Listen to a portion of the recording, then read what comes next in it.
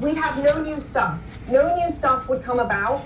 We would recycle everything that we have. We'd have no electric vehicles because they contribute more to climate change and to the slave trade than any other field, basically, of industry. I mean, I could go on. There are so many practical solutions that we're not teaching people about. They're so attainable, but it means removing power from these people who 90% of Americans, 99% of Americans are dependent upon. Something happened tomorrow, Jesse, you and I would know how to live at one with nature. We know how to go out, we know how to grow things, we know how to kill things, we know how to provide for our family. Most people don't know how to do that, and that's what keeps making these globalists even more wealthy, and that's why they're going to keep pushing that sort of like, we're all in this together to fight climate change. Literally couldn't fight it if we wanted to, but okay. Anyway, stop me, otherwise I'm going to keep going on, because this is my bread and butter, literally. Hey, Smythe, you are the worst person, but I love you. Come back soon. I love you too. I'll be back soon. And the things that she just got through talking about is in fact true towards profiteering. Profiteering. There's going to be so many people out there profiteering off of fear mongering, or taking something and running with it like they was the ones responsible that wound up cracking the case to begin with. It was the founder of the Windmill Ministries that cracked the case pertaining to what went on in Waco, Mount Carmel, connecting the dots with what went on in Oklahoma. It was the founder of the Windmill Ministries that's talking to you right now that basically shed a light, a strong light, on not only what was going on up in our atmosphere, but what was going on below our feet. Like I told you a while ago. They knew that it was occurring, but they didn't know how to explain it. They didn't know how to teach it theoretically so that others could understand it towards what was actually happening below our feet.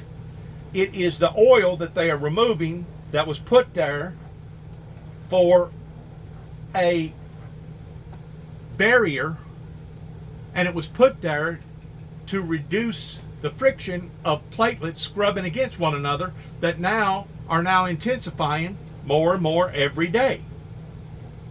Plus, the atmosphere has gotten hotter. The moisture goes up into the atmosphere higher. It holds more moisture, and then whenever it does release it, it releases it in the form of a deluge. It's not just what's going on above our heads, but what's going on below our feet. Just like the rapid temperatures that went up here in America right after Memorial Day. Well, you know why? Because the airline industry done better Memorial Day than they have for the past 3 years prior to pre-COVID. Whenever you put all those streamers above your head, that's putting all them carbon dioxides up there, that's basically tearing down the ozone layer. That's basically allowing for the sun to come down in a more severe form that increased the heat level, probably 15 to 20 degrees. Now, the planet is just now readjusting, but now it's going back into its regular heating season, to where all this next week coming up, the biggest part of Texas is going to be hitting in the triple digits. I just wonder if Texas is going to hit as many numbers this year off hitting the triple digits as it did last year. I bet it exceeds it. I bet it goes over it. Because once more, the planet is warming up from the inside out. If the damage was all coming from the sun and the sun alone, we wouldn't be able to go outside without getting second and third degree burns. So it's not just what's going on above us, but what's going on below us. And it verifies that in scriptures towards God coming back and destroying those who are destroying the planet. It never would have been put in there of humanity being able to destroy the planet if it wasn't documented towards God coming back and destroying those that was destroying the planet. Once more, the very people that has put us in this position of doom and gloom are the very people that's going to try to make wealth off of writing books and misleading people like they themselves was the Einsteins that figured all this out, or they themselves was given a gift from God to be able to give to man. As far as I'm concerned, you're still stealing from me.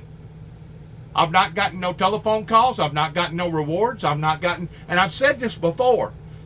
The founder of the Windmill Ministries has not failed the people.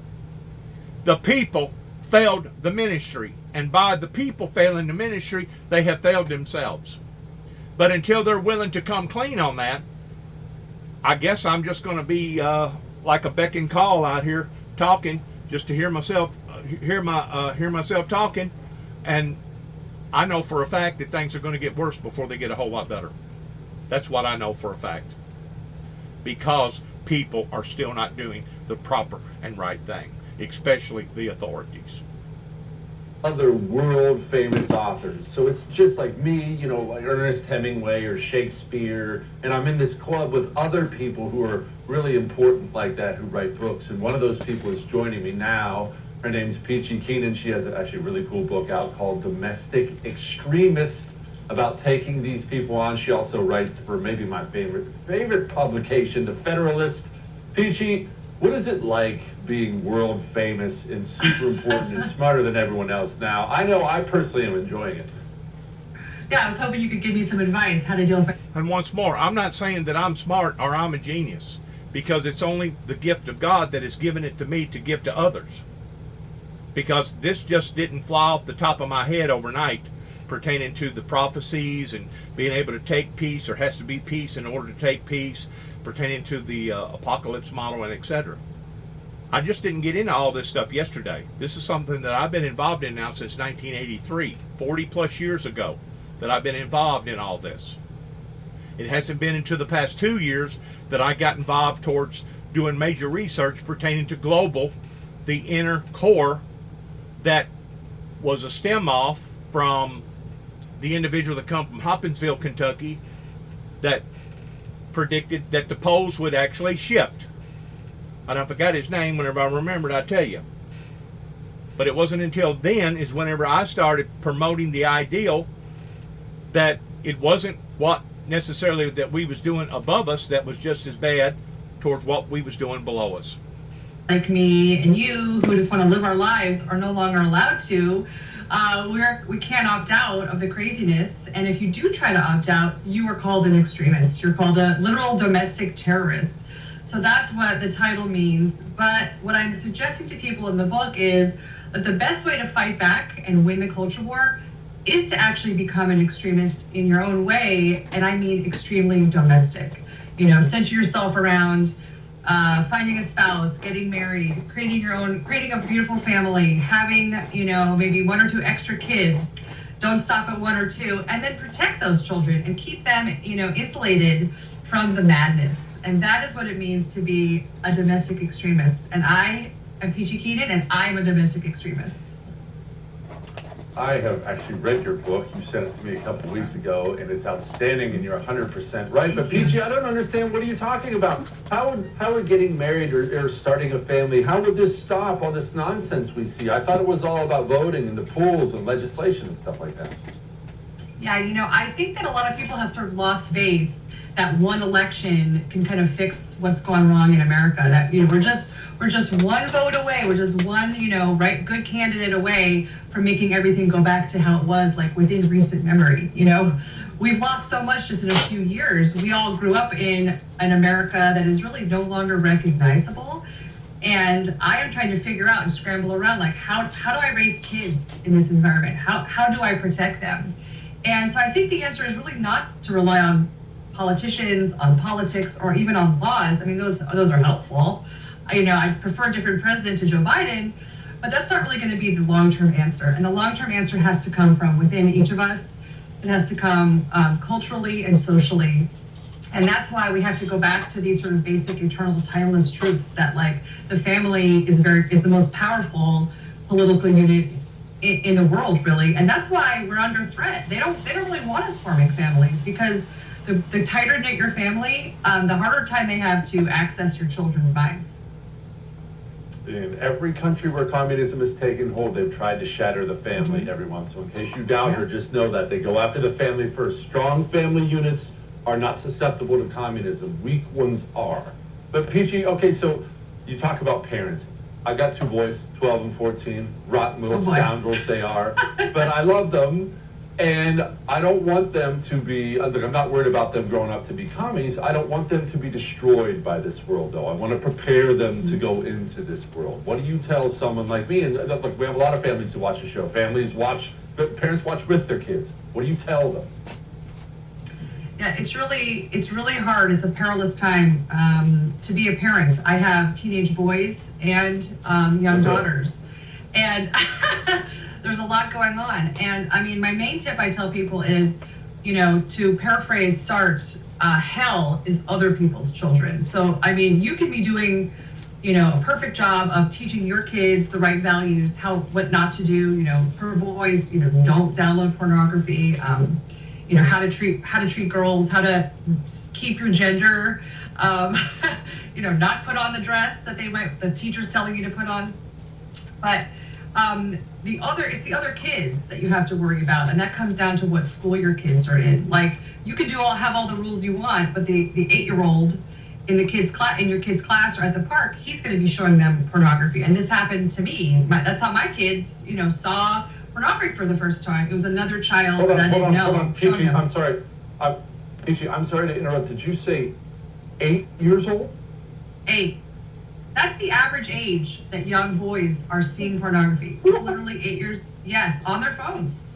And so don't give your child a phone, and really vet who your child is hanging out with. Like, make sure you know the people. And that might require a new school. And I think that in many cases, that is going to be your best bet. Yeah, terrifying, right? 8 years Yeah. old. Oh That's my right. gosh! I'm going home right now. I might just take the microphone off right now to just lock my kids inside of the home. 8 years old. Oh my gosh. Okay. You wrote a great piece, not for the Federalist, for the American Mind, called "The War Against the Normies," talking about normies getting stomped out. I talk about normies all the time on my show. What are you talking about? Yeah, look, I mean, I come from a long line of normies. I was a normie for most of my life before the left radicalized me into becoming a domestic extremist. Normies are going to save the country, and my book, and I'm sure your book too, is to help the normies, the normal people who just want to be left alone. They just want to opt out. Kind of help them wake up to what is going on and realize what time it is. And the good news is that people are waking up. We're seeing just this month, Happy Pride, everyone.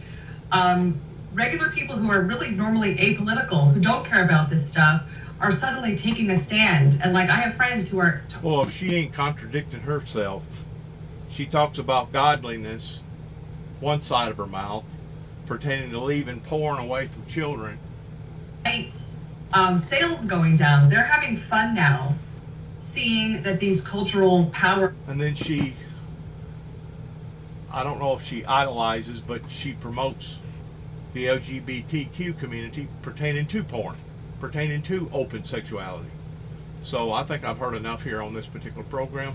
I think I've said enough on these 3 sectors that hopefully anybody that takes enough time to want to listen to it, if they are concerned about their future, about tomorrow. As I said, there's all kinds of things to put into the equation. Everything isn't gold that glitters. Just remember that. And we live in a life of deception right now, to where it used to be you didn't believe nothing you heard and about half of what you see, and it's reached a point today to where you don't believe nothing you hear or nothing that you see, because now they can manufacture, artificial intelligence can manufacture animated stuff on your telephone or on your TV to where you'll think that what you're watching is real, but in reality is not.